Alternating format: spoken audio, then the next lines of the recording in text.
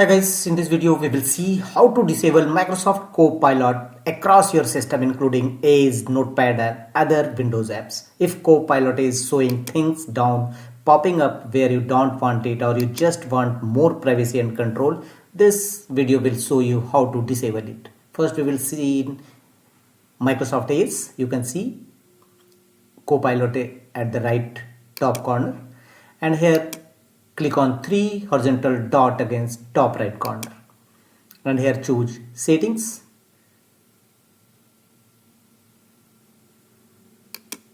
Here from the left side go to three horizontal line again, and here choose appearance. Click on appearance. Here scroll down and you will find a section. Scroll down and go to the section Copilot and sidebar. Click on it. Here appearance, three options available: always on, auto hidden and off. So choose off and personalize my top sites in customize sidebar. Disable this option also. Allow sidebar apps to show notifications. Disable this feature also. Now scroll down and you will find app specific settings. Click on Copilot and show Copilot button on the toolbar.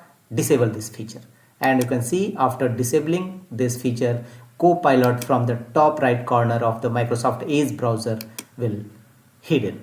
So you may, if you want to hide Copilot, then turn the toggle button off, otherwise turn on. Some other settings also available here,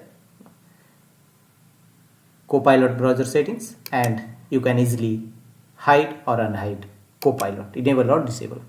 Now we will see how to disable Copilot from the Microsoft Notepad.